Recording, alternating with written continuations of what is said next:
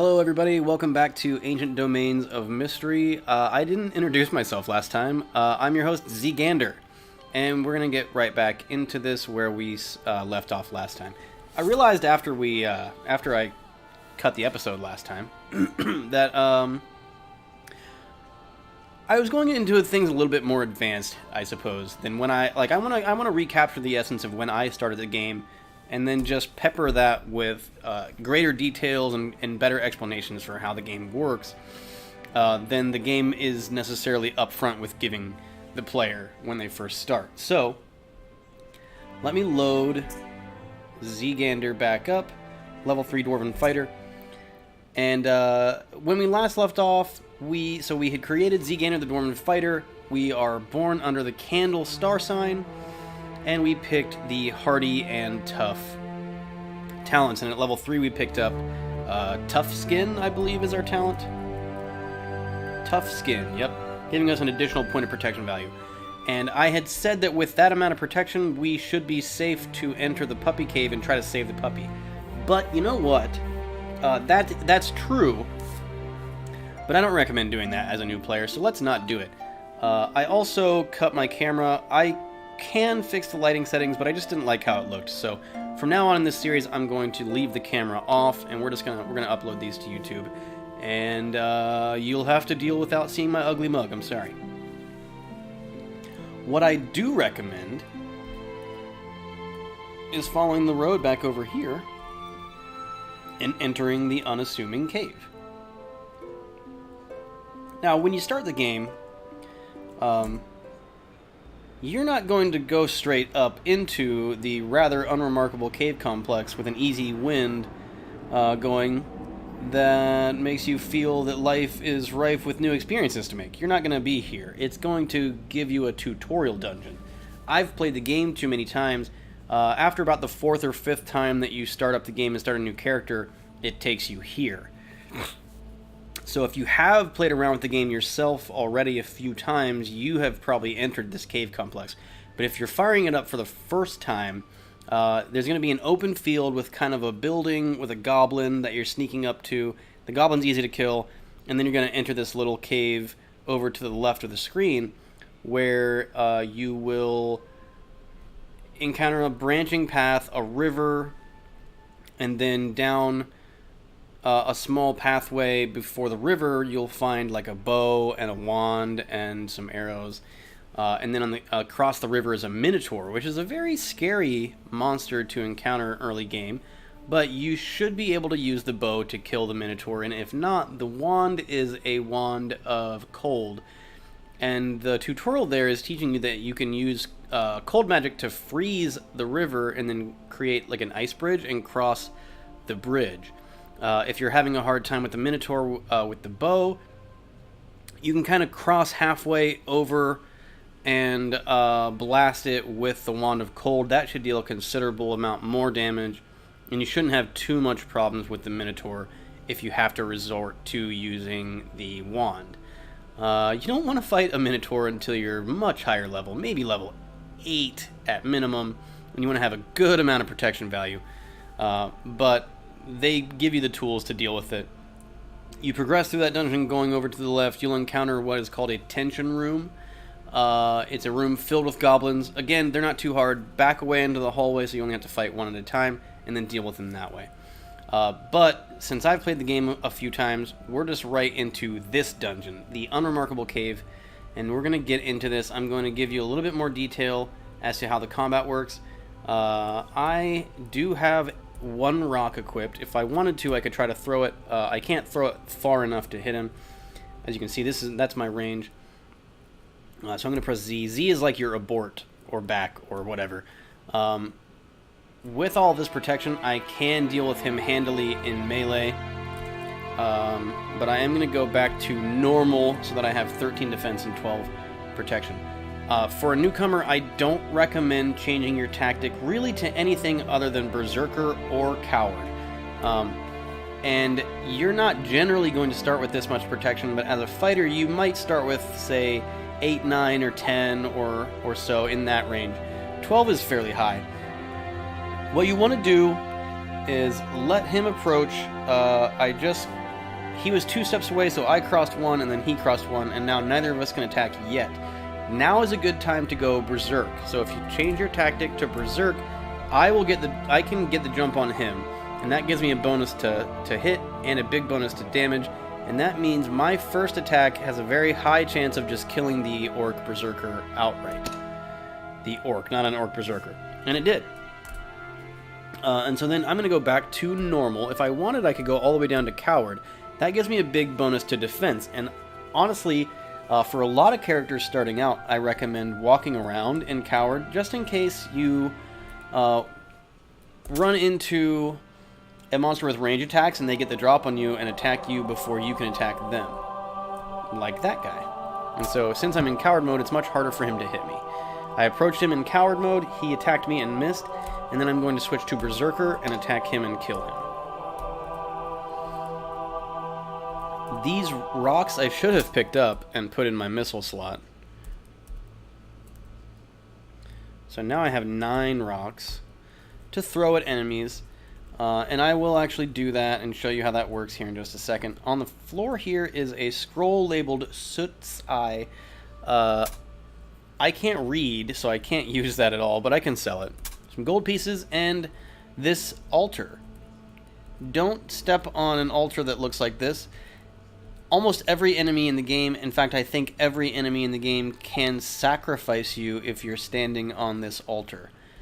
Don't do it. Especially if a door is open. Now, I'm going to step on it just to show you what it does. You see an ancient altar of gray granite. That means this is an altar to a neutral god. If that were bright white with a red sash, this would be an altar to a lawful god. An ancient neutrally aligned altar. If this were black with a blue sash, then that would be an altar to a god of chaos. You can use altars to identify your equipment. Not identify, but to learn whether or not they're blessed or cursed. I mentioned that in the last episode. You can also use them for a variety of other purposes. We're not going to mess with that right now. I am going to eat the orc corpse that I picked up last episode. I totally forgot I did that. Because, oh right, dwarves will not eat orcs. Okay, so we're going to drop that. Dwarves will not eat orcs.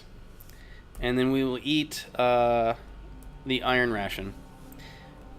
It's very important to eat when your character is hungry. You can also eat when they're not hungry. And you just gain extra satiation points, which is kind of another hidden value. It's very important to eat when your character is hungry in hardcore mode because you can starve to death. And it also will result in drastic stat attribute penalties if you become very hungry. So let's continue exploring. Some things that you want to avoid in the early game are trapped doors. And so most traps, I would say 95% of traps can be avoided if you know what you're doing. If you just press O to open the door, if it's not locked 95% of the time or more even, maybe 100%, if it's not locked, it's not going to be trapped. So if you press O, you're safe, because it'll tell you whether or not it's locked. If it's locked, then you might be in trouble. Oh, I'm fighting in coward mode.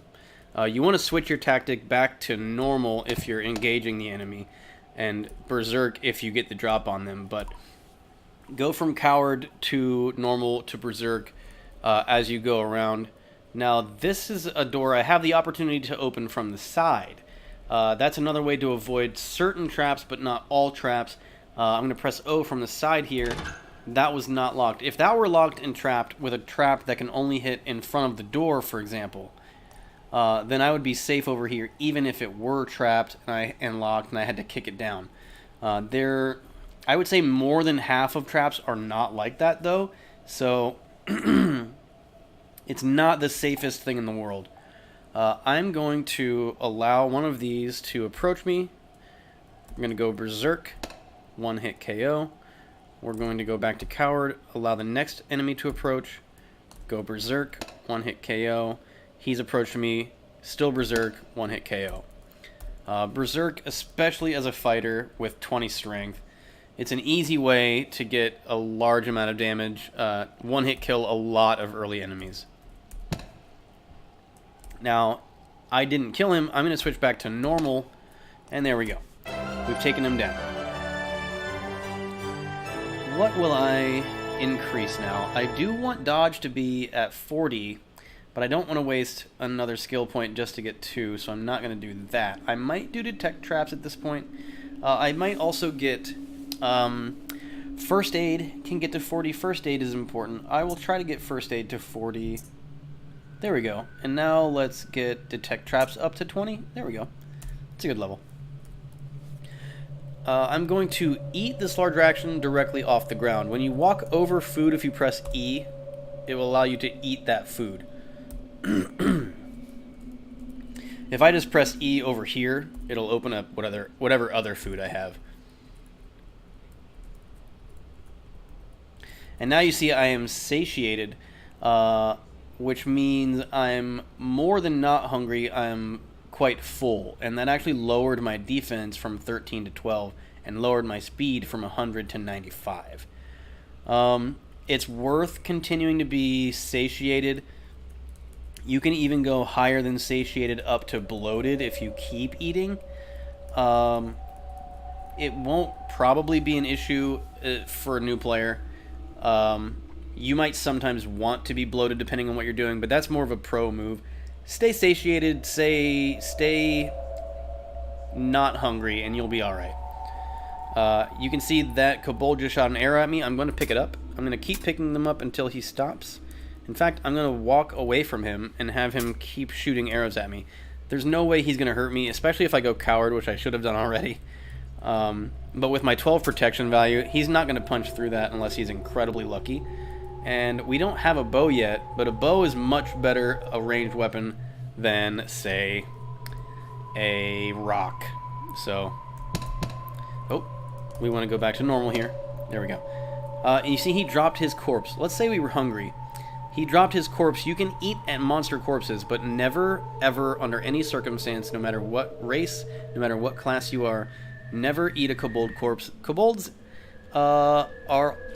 all kobolds in this game carry disease, and if you eat one, it will make you sick, and that's an easy way to kill yourself. So that's beyond traps. Eating a kobold might be the second most obvious pitfall that you might run into that kills your character in ADOM. Don't eat kobolds. 100% of the time, they will make you sick. It's not just a chance or something. Also, take things kind of slow like this. You don't want to accidentally run into something that is particularly nasty.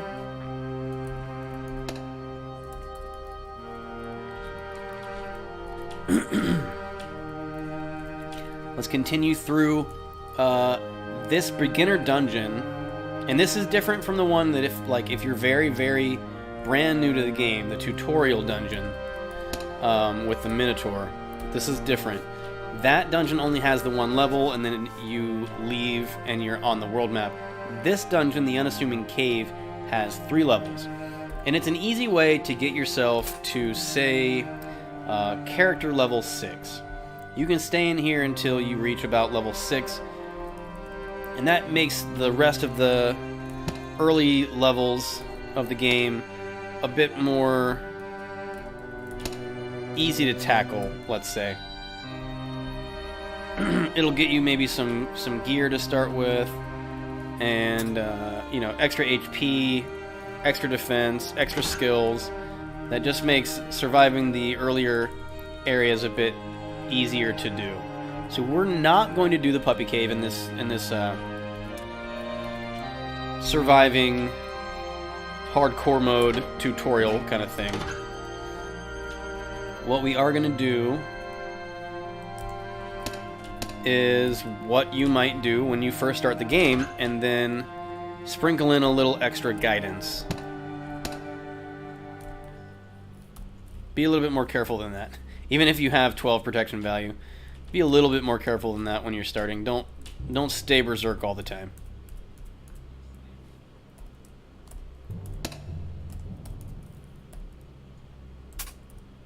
An orc can eat a goblin corpse.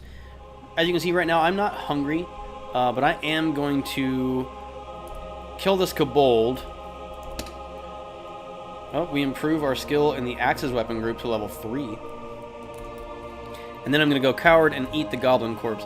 Now we're satiated again, so that's a penalty to defense and speed again. But minor, and it keeps us alive. Making sure you are always not hungry and always have enough food to continue through the areas you want to be in is important, and eating monster corpses is very important to that, because monster corpses will spoil, while rations and other food sources will not. And so, if you can avoid being bloated, and also avoid eating your own ration food stores by eating monster corpses, even if it will move you to being satiated, it's worth doing. It's not, like I said, not usually worth going to bloated unless you really know what you're doing.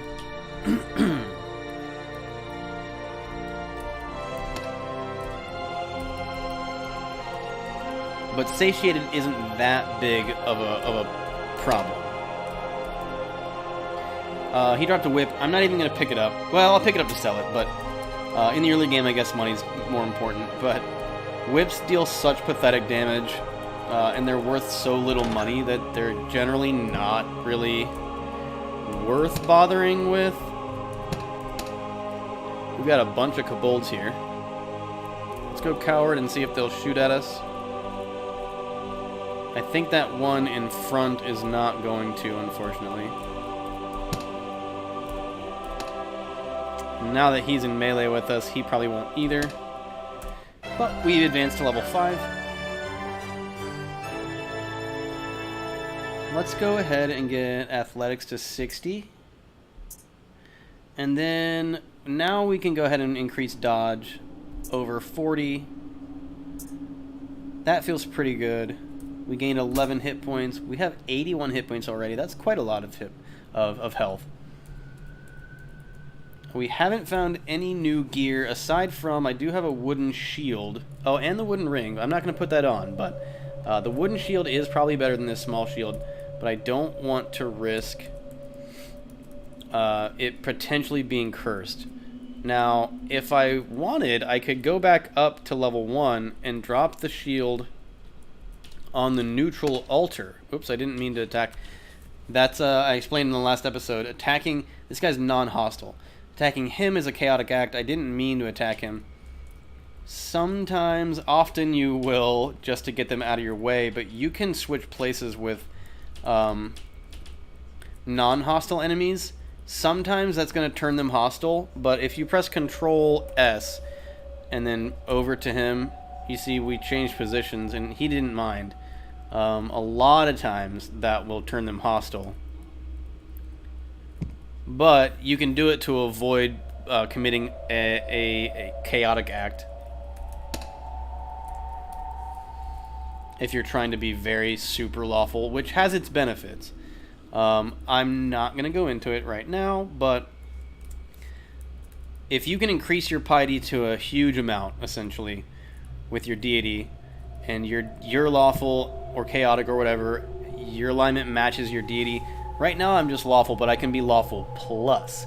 If I can increase my piety to a huge amount and also maintain an alignment that's not just the same as my deity, but like a paragon, let's say, I'm extremely lawful. That's what lawful plus would mean.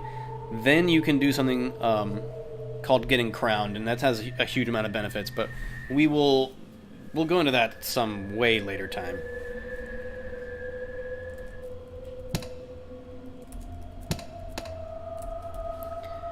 Right now, oh, as you can see, that bat wasn't hostile, but now it is. That will happen often. Non-hostile enemies will just suddenly become hostile towards you for no reason. They're monsters. Most of them are monsters. They don't necessarily obey any kind of human logic, so that's common enough. Both of these doors are locked. I'm going to search for traps from the side. Don't find anything, so I'm going to go ahead and kick this down. That's a claw bug. Claw bugs are actually relatively dangerous no matter how much protection value you have. They have penetrating attacks. They don't have necessarily a super high chance, but that means that regardless of how high your protection is, they can damage you through your armor. So what I'm going to do is I'm going to go berserk now and try to kill it in one hit. I was successful. I'm going to stay berserk and kill this guy. Wasn't successful, so let's go back down to normal so my defense goes back up. He's robbing me, but now he's dead, and here's all the gold that he stole from me. And we found a couple of scrolls on the ground. Again, I don't know what they are, but they're worth selling.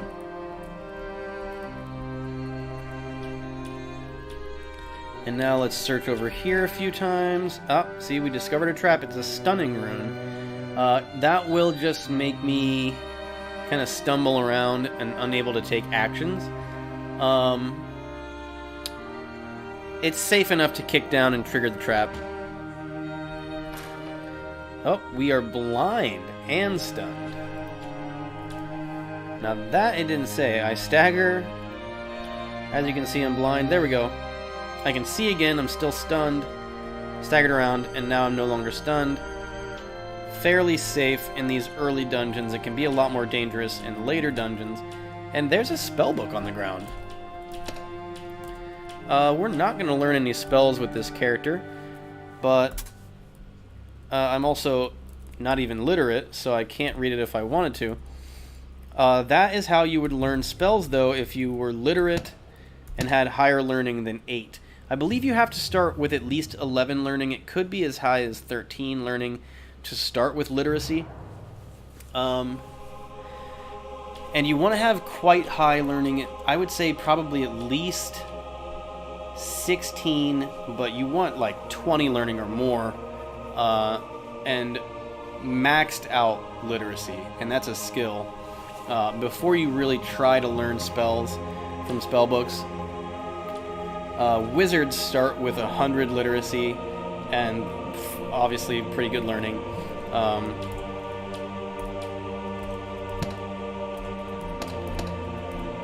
Wizards are the best at learning spells from spellbooks, but you don't have to be a wizard.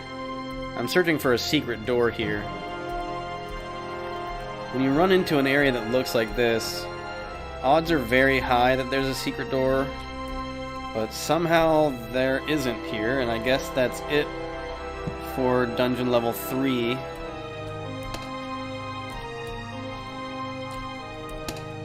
That was a swordsman. Swordsman can actually be fairly tough. Just not against 12 protection value. So we are going to ascend back up through the dungeon now and see if we can get to level 6. We may not. The monster generation here is not very high, so there won't be a lot of chances for me to gain experience points as I come back up through this dungeon.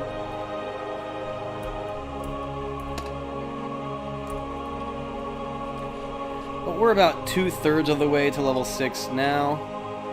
Let's see if I can get him to keep shooting arrows at me. Muscles feel stronger, movements are getting swifter. So my strength went up by 1 and my dexterity went up by 1. That is because I've been increasing my athletic skill. That will increase those up to... I'm surprised it increased my strength, but athletics can increase your strength, dexterity, and toughness up to about 25-ish as you continue to put points into it. Among other things, it'll reduce your energy cost for climbing and swimming and just moving the more points you put into it. Let's see if this guy will keep shooting arrows. So far, so good. We'll get him to shoot a bunch of arrows at us. Whoops. He's quite far away now. Alright, he's shot many arrows at us. Let's go ahead and take him out. Pick up these arrows as we find them. I think that's all of them. It's looking likely now that we might actually reach level 6, like I said.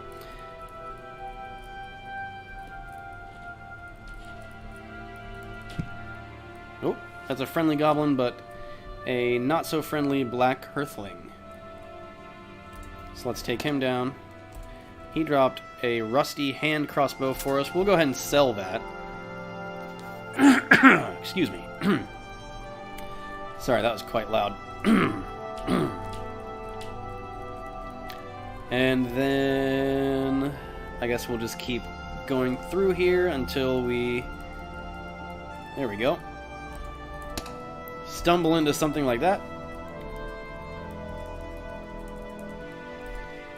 And let's wander around level 1 until maybe we can increase our character level to level 6. There's an orc. This is an orc. Oh, just a regular orc. Okay. Switch to normal there. Go back to coward. Let's see what he dropped. Crude knife might be worth something, to be honest. It says it's crude, but crude weapons are just orcish weapons, and they can be rather good, actually. We've got an orc scorcher here. Let's let him come to us. Switch to berserk, take him down, go back to coward. Now, I was saying earlier, I could drop my stuff onto this altar, but it's a neutral altar to a neutral deity. And if I start doing that, that neutral deity might get mad at me and curse me. My deity might get mad at me. Your piety score, so I have a piety score, but it's only for my deity Moradwin. This is an altar to some other deity. I don't have any piety with that deity, so if I try to ask him for favors, he's likely to get mad at me. So I don't want to do that.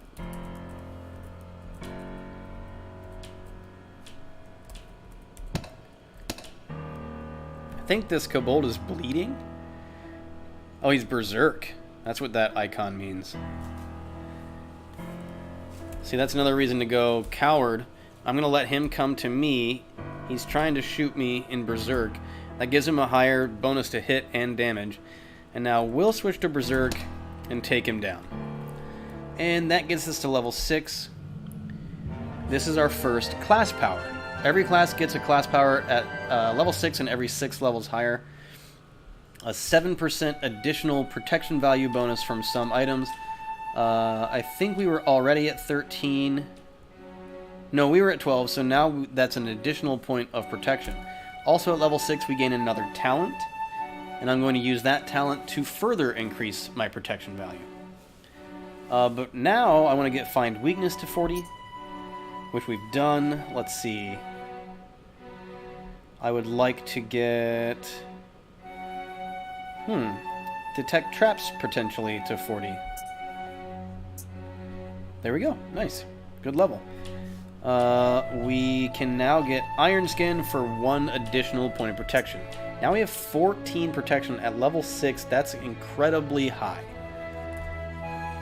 We are very well protected. We can kind of afford to not worry about being in coward mode all the time now. And I'm going to check our quests now. Let's see. The village elder wanted us to go west to the caves of chaos, sorry. But he's also asked us to venture to the dungeon southeast of Trinio and find and relieve the village carpenter in that dungeon. That's what I would recommend you do at this point. So let's go down here. This is the dungeon that they were talking about, an ancient stair leading into the depths of the hills. So you've completed the quest to find the dungeon near the village. That gives me 30 experience, and now we are in the village dungeon. This is where the carpenter is. There are, I want to say, 7 levels to the village dungeon, and the carpenter is all the way at the bottom. With 14 protection value, early enemy attacks are not gonna even phase you. So you can run around, not necessarily recklessly. Now I got a message down here, this room seems to be incredibly ancient, and it stopped my movement.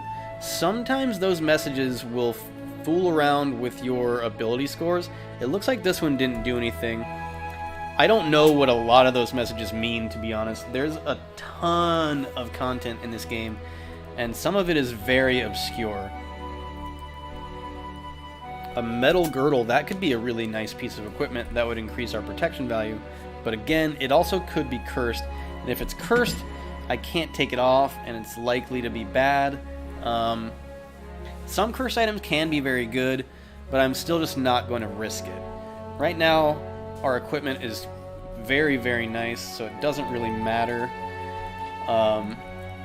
We don't need to increase our protection for the stage of game that we're playing. Robe is just not going to be worth much to pick up, and it's actually kind of heavy, so don't pick up any robes. You see, they're not going to be worth selling.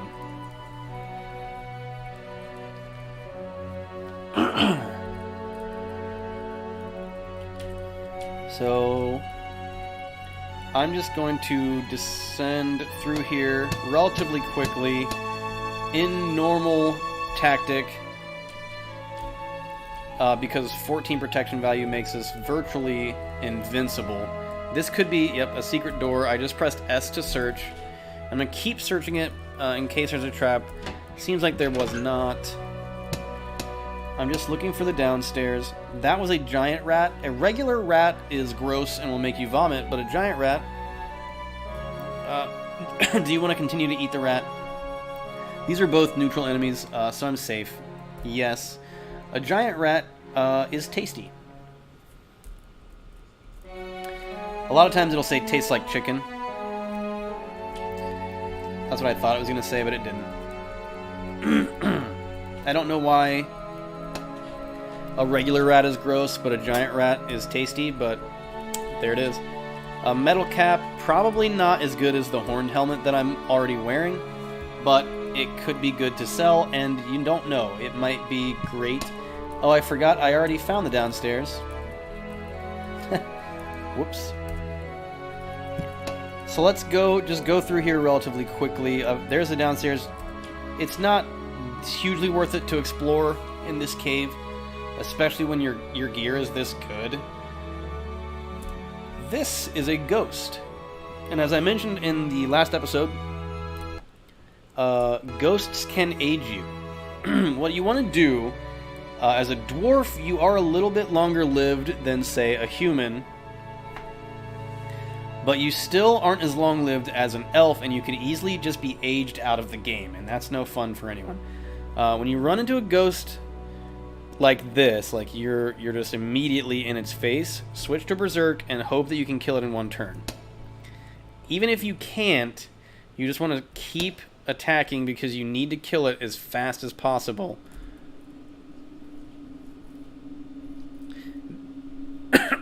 That's general advice for ghosts. There are more powerful ghosts that if you accidentally run into one of them, you can be in serious trouble, and you don't want to berserk. You just want to coward and run and don't look back. I ran into, with my higher level high elf fighter Karthus, I ran into a ghost king, and I tried to fight it and I could not hit it. Ghosts can also drain your stats permanently, and that's a huge problem. Now, fortunately, it didn't do any of that, but it did age me. Fortunately, again, I was an elf, so elves are very long-lived, so it doesn't really matter. But the fact that I couldn't even hit it was not good.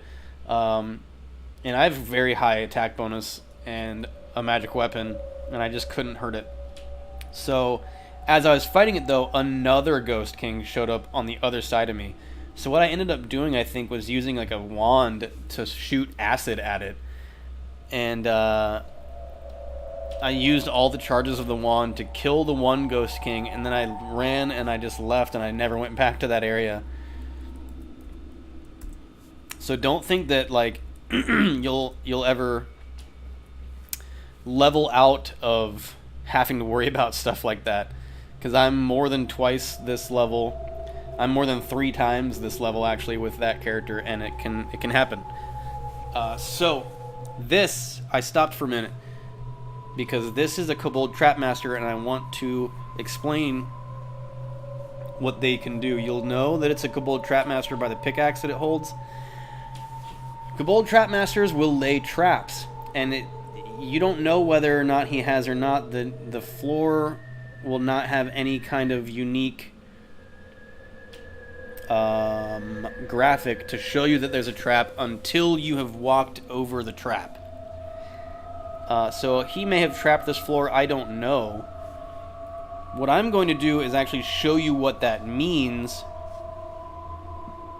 and show you what the text down here will say to let you know that he has placed a trap somewhere. So I'm going to kill this bat. Right now the Kobold Trapmaster is trying to just kill me. But if I wait here, he might lay a trap. Maybe not. He might just continue to try to kill me. Let me go coward.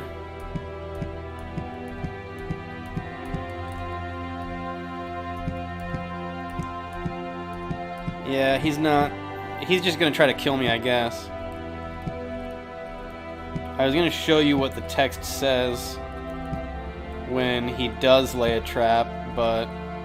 Oh, here we go. We got away from him. Here we go, here we go. The Kobold Trapmaster rummages around with its surroundings and plants some suspicious devices into the ground, quickly concealing them. Now, it's highly likely that he's trapped either here, here, here, or here, but he may have laid a trap anywhere around here. He may have even laid a trap underneath that arrow, I don't know. So what I'm going to do now, I'm going to go aggressive and walk down here. No trap there, no trap there, no trap there, no trap there, no trap there, no trap there, no trap there. Huh. Alright, he's laid a trap somewhere. I don't know where. Let's keep walking around here and see if I can get him to lay any more traps.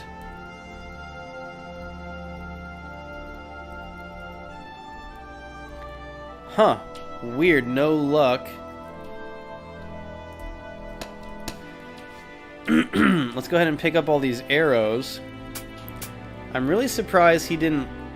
I don't know where he laid that trap. I didn't think it was possible for him to lay the trap somewhere not within his reach. Oh, there it is. Right underneath himself. I didn't think of that. It was a water trap. A gush of water suddenly hits you. Your equipped small shield rusts. Your equipped horned helmet rusts. And 2 of the scrolls that I picked up are totally drenched, which means they're utterly destroyed. Now, the rusted equipment, nothing actually happened to it. It didn't diminish their protective value in any way, but let's say I keep walking over this trap. I evade the trap this time, but I could trigger the trap if I wanted by pressing, I believe it's Control T. Yeah. I don't want to do that though. If I keep rusting my stuff, it will eventually break and get destroyed. What will first happen is the protective value of it will degrade over time, and then eventually it will just break. So we're making good progress though. My advice, if you see a Kobold Trapmaster like that, don't dance around him like I did. Kill it as fast as you can. I hate Kobold Trapmasters. Traps are incredibly hazardous. Water is one of the tamer ones. There are blinding traps. There are acid traps that cause acid to come out of the ceiling, and acid will just directly destroy your equipment. Fire traps, the same. Oh, and the acid will damage you too. Fire traps, the same. Will damage you and directly destroy not only everything you're wearing, but everything in your backpack is subject to being destroyed by acid or fire traps. There are, let's see, pit traps that you fall in and just take damage, and half the time a bunch of snakes come out of the pit. Let's see, what else? Blocks can fall from the ceiling and just deal you damage. And those blocks can break your helmet. Teleportation traps that teleport you to a random square on the same map. And these traps can be on the ground. They can also be on doors. Now, water traps and teleportation traps are only going to be on the ground, but all of the other ones I mentioned, I believe, can be on doors and on the ground. Doors also have their own unique traps. Those are the stunning rune traps. Those you will never walk across a stunning rune. That's always going to be on a door. I don't know why. That's just how it is. We are already on Village Dungeon level 5. The reason I took this quest and not the Druid quest, I didn't speak to that last episode. The reason I took this one is because this quest grants you the healing skill, whereas the Druid quest grants you the herbalism skill. Both really good, but herbalism is, I guess, I would call it a more advanced skill. It requires you to have more knowledge about the game. It requires you to actively use it, and there's a lot of moving parts, but it is good, and you can use it to increase your attributes. Healing is a much more easy, passive, and no less beneficial skill to have. So as a beginner, I certainly recommend you going after the healing skill. What healing does is, the higher your healing skill is, that increases your passive, natural health regeneration over time. I'm going to switch places with this Kobold. He did not get hostile, which is good. And already found the downstairs. Axes increased to level 4. Pick up the wooden shield. So the higher your healing, the more health you regain from damage dealt to you over time. That is excellent. The fact that we also have the candle star sign just feeds into that, increases our survival over time. And then even more so than that, we could eventually take the healthy talent, and I will, once I get the healing skill, I'll take the healthy talent in addition to the protection value talents. That's going to make us incredibly hard to kill. And then once I have taken a few protection value talents and I've gotten the healthy talent, then I'll start taking the offensive weapon skills. It just depends on what we find. Right now we have a battle axe, and we've only been using a battle axe. But it's not out of the realm of possibility that, like, I just picked up a mace. That mace could be amazing. We also could find a sword that might be amazing. So it just depends on what the first really good weapon I find is, maybe. I know that I can get a very good axe, so I may go ahead and just choose... shield skill went up to level 2. I may go ahead and choose the +2 to hit and damage with axes. I forget what that's called. But whatever that talent was. Guy had a blue gem on him. That can be sold for quite a pretty penny.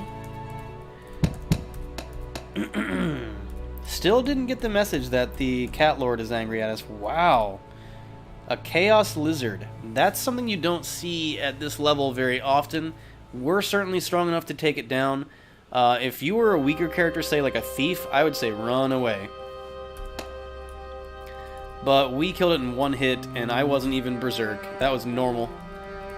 Oh, I shouldn't have done that. Try to switch places with neutral creatures whenever you can. Non-hostile, I should say, sorry. I also forgot to mention, rusty equipment will reduce your appearance by 1 for every piece of rusty equipment you have. So that's rough. We are at Village Dungeon level 7, so we should be encountering the carpenter at any time. Now, I said completing this quest gives you the healing skill. That's not necessarily true. I remember the first couple times I played this game, I killed this guy. Don't kill the carpenter. He's hostile, yes. But he has a name. And you get a better reward if you don't kill him. What I'm going to do is I went coward. I see that there's a gem on the ground over here. I'm going to pick that up. And I'm going to lead him back with me. He will follow you all the way. He can punch through armor. He can hit pretty hard. We have 25 defense and 14 protection, so we should be fine. Now, this is going to be sad. I'm going to switch places with this cat, but Earig's the Mad Carpenter is going to just mercilessly slaughter it. Oh, no, he didn't. That's lucky. Okay. We should be fine against his attacks. It shouldn't be a problem to just lead him all the way back. Now this, so you hear a distant wind. That means that there's a vortex nearby. And there are vortexes of every element, and they will explode on you. And that, if they're fire or acid, for example, can destroy your equipment just like a fire trap. And it deals you a lot more damage than a trap, too. You want to avoid vortexes if at all possible. This one's non-hostile, so we should be fine. We don't want to drag it upstairs with us, though, so I'm going to wait by pressing 5 until the fire vortex moves away. We do want Earig's to come back with us. If a creature is right next to you, I think I went into this last episode, but if I didn't, if a creature is right next to you and you're on stairs, you won't be able to leave the dungeon, but they will follow you up or down floors of the same dungeon. And so what we're doing now, oops, see, he hit us and we were bleeding. Luckily the bleeding stopped. Bleeding is damage over time. He punched straight through my armor for 5 damage and caused us to bleed. But what we're doing right now, oh, come on down, is we're not going to lead him back to town because he's gone mad and he would just start killing everyone in town. Instead, what we want to do is lead him back to somebody that I actually haven't found in here yet. Earig's, what are you... Did he just... I thought maybe he attacked that ghoul. We're going to lead him back through the dungeon to a character that is also in the dungeon that I just haven't found. And then I'll show you what to do with him once we've gotten him there. I don't really have any skills that I care to increase right now. We don't have any skills that we can get to a breakpoint, except for maybe archery. So I'll probably get archery to 40. As I explained in the last episode, skills have breakpoints every 20 points where they grant you an extra benefit. I tend to try to wait until I can get them to those. As you can see, like, dodge is maxed at 52 right now. Being at 52 doesn't do me any extra benefit than being at 48. So I'm going to try to get archery to 40. Even though I don't have a bow, I will eventually. Alright, we've got archery at 40. What else can we get maybe to 40? I guess listening would be handy. Stealth could be good. Let's try to get stealth to 20. How'd we do there? We got stealth to 19. Oh well. Let's keep leading Earig's the Mad Carpenter back through the dungeon. Whoops.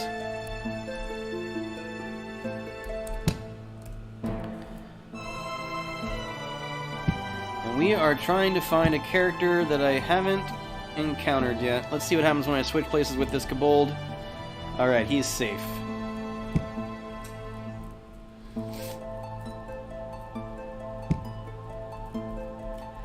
And upstairs, the character we're looking for is on Village Dungeon level 4. I honestly forgot to find him. He might be down this way.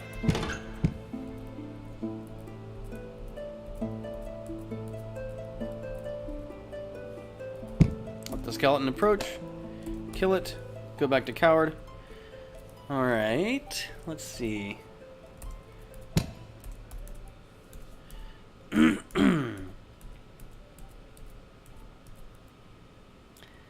That quarterstaff is different. You can see it had a different icon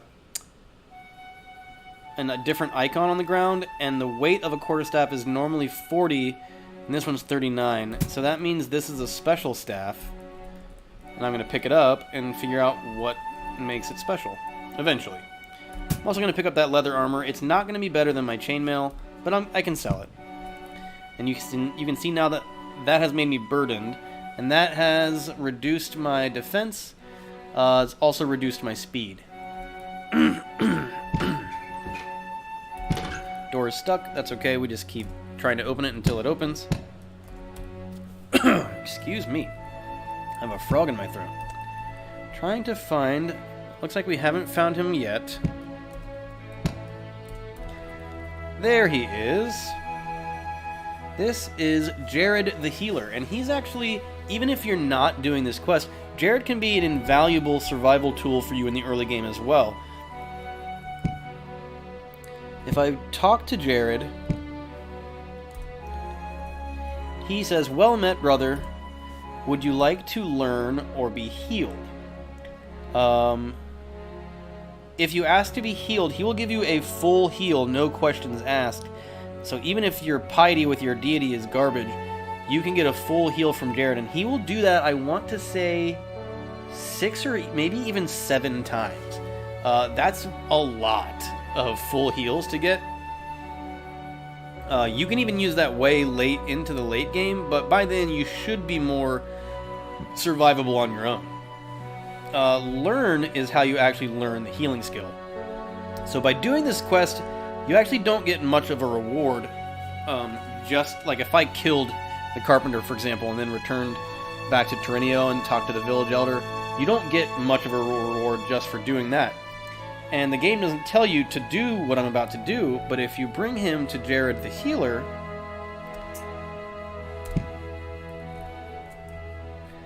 Jared the Healer touches Earrigs the Mad Carpenter. Jared the Healer grunts, "Let me heal ya, friend." Earrigs the Mad Carpenter suddenly appears to be normal once more. He bows to you and puts down some items before he leaves, and I stumbled into a huge and quite strong web. Several items are lying here. He drops for you just some random stuff, usually a hatchet, always that huge manual, or well, always a hatchet, a huge manual, and a white potion. I don't know what the white potion does. I'm not going to pick up his ugly clothes or a rat corpse, but I will pick up the hatchet, the white potion, and the huge manual. Now that I've done that, if I talk to Jared... Jared, come back. Where are you going? Well, my brother, and I asked him to learn. If I had asked him before, he'd say I have to show mercy before he will do it. But bringing Earrigs the Mad Carpenter to him to be healed rather than killing him is showing mercy. That's good enough. He will now teach me the art of healing. So now, if I go into my skills, I have the healing skill. It only is at 13 to start with, but we're going to start putting points into that before anything else as fast as we can. We want to get that maxed as high and as fast as we can. That's our passive health regeneration, and the next talent I pick up at level 9 is going to be healthy. To complement that, that will mean every time my natural health regeneration or even the candle star sign gives me 1 or 2 points of health back, healthy will give me an additional 1 point of health on top of that. Very excellent survival talent. Healthy also makes healing items 20% more effective.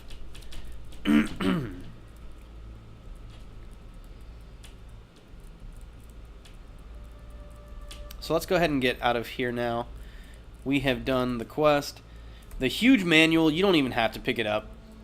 You really don't even need the hatchet. I picked him up. The hatchet could be good. It's probably not, but it could be. I just picked them up to sell. The huge manual is a manual on... Excuse me, I'm going the wrong way.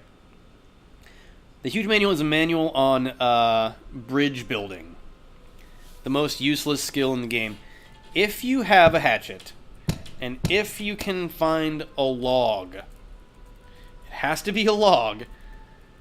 Then you can chop the log into wood and create a bridge across rivers, which are rare anyway. But if I go back to the village, and now I can find Erig's the Mad Carpenter. Well, he's not mad anymore, just Erig's the Carpenter. There he is. Hey, buddy. Greetings, friend. Can I help ye by providing some training in bridge building? No. It takes many in-game turns, and it just trains you in bridge building, the most worthless skill in the game. Rint, the village elder, grunts. You saved Eric's. You deserve our eternal gratitude. I talked to Monksip, the human shopkeeper, and he will adjust his prices for you. Now try to find the source of all this chaos stuff. I believe that the origin of this great evil might lie in an ancient dungeon in the western central part of the mountains. Look out for a truly foreboding place. And that will be our next stop. Oh, I'm hungry. It's a good thing he talked to Monksip, because I am running out of food. He greatly reduces the prices. Now you can buy stacks and stacks of food. Which I'm going to go ahead and do.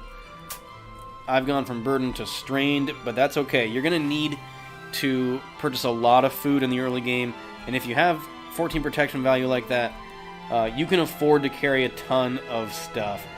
6 rations should be enough to get us to the Caves of Chaos. I'm going to go ahead and pay the man.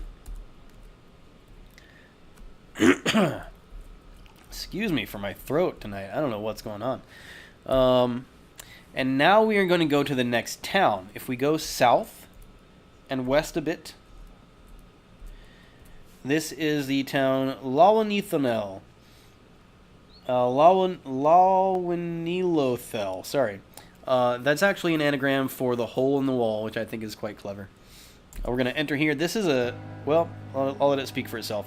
You enter a derelict and muddy settlement populated by equally derelict and muddy persons. This is the first shop of the game. You get very poor prices at this shop. Some of the NPCs here can start hostile towards you, and this is an assassin, a particularly dangerous one if you're more fragile, but we have very high defense, so I'm just going to march right up to him and take him down in 2 hits like that. No big deal. Over here is the first shop you can encounter in the game. Aside from the ration shop, but you can't actually sell stuff in his shop. He won't let you. He yells at you and tells you not to drop your junk in his shop. Welcome to Barnabas's Black Market. You can pick up any of my wares from the ground, inspect them, then pay if you are convinced. They all say that. It's their the Merchant Guild talk track, I guess. It's a good idea to just look around and see what he's got. Like this potion, for example, a potion of confusion. That's actually really cool. Now, if I find a potion like that later in the game, I will automatically know that it's a potion of confusion. So this auto-identifies certain items, and that can be very handy, especially for scrolls, since I can't read. So he's got a robe on the ground. That's actually very good for a robe. 1 to defense and 2 to protection, but we've got 5 protection armor, so we're not going to bother with that. He's got a dwarven sausage. He's got a skull dagger, which is not bad. A short sword, bundle of 21 arrows, short spear, an amulet of protection from undead. As you can see, he's selling that for an exorbitant price. It's not worth that, but it is not bad. A black robe, a wand of fire at a decently fair price, to be honest. That's probably worth that amount.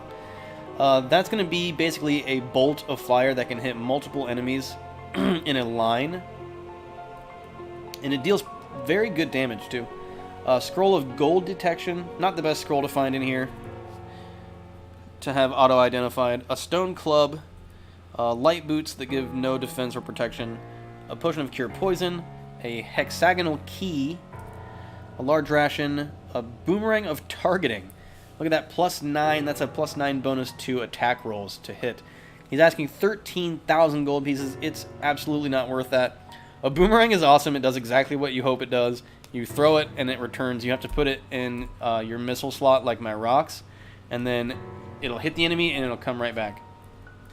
It's very cool. And 9 corals. So overall, we didn't find much here that was really worth having auto-identified, but we can drop and sell a bunch of stuff. Drop by pressing D. It'll open up your menu. And then press 9 to multi-select. And I'm going to sell him a whole bunch of stuff. And then based on how much he offers me for it, I may keep some of it or not. I may want to keep the metal cap or one or both of these wooden shields or this metal girdle. But if he doesn't offer me much for them, then they may be cursed and I'll just let him have them. He's not going to offer me much for anything, unfortunately, but we're just going to see. We're going to see what he offers.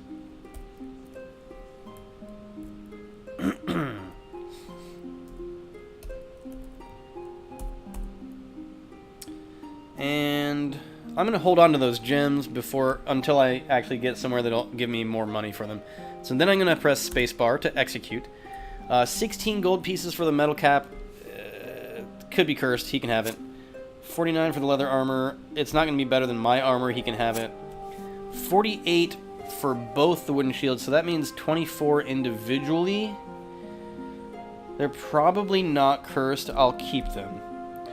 40 for the metal girdle. That's probably good. I'll keep that. 24 for the whip. You can have it. 12 for the crude knife. You can have it. 7 for the knife. You can have it. 99 for the mace. That means that's probably good. I will keep that. 111 for the hatchet. That means that's probably very good. I'll keep that. 12 for the quarterstaff. You can have it. 19 for that one. You can have it. 123. That was the special one that only weighed 39. I'll keep that and see what that does. 40 for the rusty hand crossbow. You can have that. 1 for the throwing knife. 16 for scribbled scroll. 132 for both of those. That means 66 for each of them. I better keep those. 16 for Eaznab, which is bonsai spelled backwards. You can have that. 82 for the slender tome. That's probably a good spell, but I'm never going to learn it, so he can have it. 123 for the huge manual. He can have it. All right, let's see what this equipment is. So excuse me, let's take these off and try out that quarterstaff first. A staff of sensing traps. Interesting. I'll probably sell that to him. Let's go for these wooden shields next. 3 in 1 versus, I think mine was just 2. Yeah. So 3 defense and 1 protection. That's definitely worth keeping. And then, so I have a mace and a hatchet, and both of them were actually worth a solid amount of money. The mace is a mithril mace, and it might be cursed. It's not. Okay. So that does more damage, and should be worth more money than it is. I will keep that and sell it later, but what's this hatchet? Just a regular hatchet. I mean, it's plus 3 damage, but... So let's switch over to maces. We have no skill with maces. We have 4 skill levels with axes, so that actually is giving us a 2 bonus to damage and 3 bonus to hit. But I think that mace is still going to be worth using. And now let's see, what else did we have? We have a rusty helmet, but I sold the other one. Yeah. Was there anything else? Oh yeah, the metal girdle is a metal girdle that has 1 protection value. So what else do we have here? I'll sell him the rusty small shield. Like I mentioned in the last episode, I believe, I meant to anyway, I like to keep backups of all my equipment in case what I'm wearing breaks. So this mithril mace should carry me for quite a while, but in case it breaks, I have both of these axes as backups. I probably will actually sell him the battle axe, just because the hatchet's lighter and it deals more damage, and it's still an axe. I don't generally carry more than one backup of any piece of equipment at a time. I think I'll keep a hold of the Staff of Sensing Traps for now, just because that can be useful potentially. That wooden ring is a ring of fire resistance. It's maybe cursed, so I'm not going to put it on right now. But if it's not cursed, it can be useful. So let's go back in here. I'm going to sell him the rusty small shield and the battle axe. And then we will go ahead and leave here. We've got another hostile guy. Now we have 16 protection value. That's an amazing amount of protection value for level 7. If I can get 20 protection value before we reach level, say, 10, that'll be astonishing. But let's kill this guy who's angry. Go ahead and leave. And now we're going to make our way towards the Caves of Chaos. If we just go west, we run into... We're hungry now. We run into this river that we can't... Well, we could pass, but don't. I don't recommend you trying to just swim across this river, because if you're anything like this character, your swimming's probably only 34. That's not very good.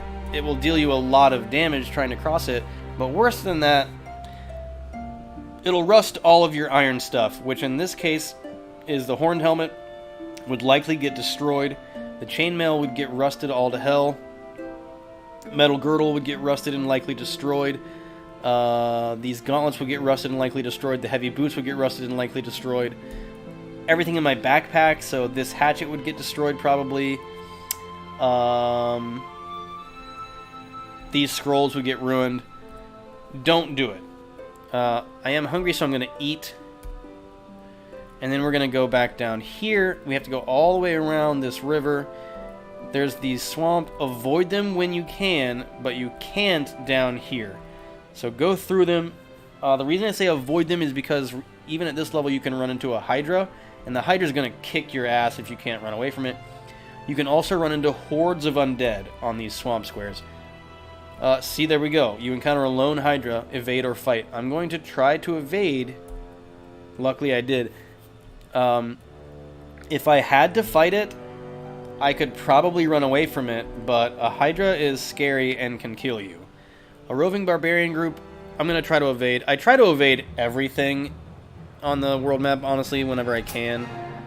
Roving barbarian groups are good sources of arrows like this. But in this case, I am going to go coward, because this is a lot of barbarians. And I'm going to try to avoid being utterly surrounded. I'm hungry, that's not good. You want to make sure that you're only attacking one, maybe two enemies at a time. So let's go Berserk, try to kill him. That didn't work.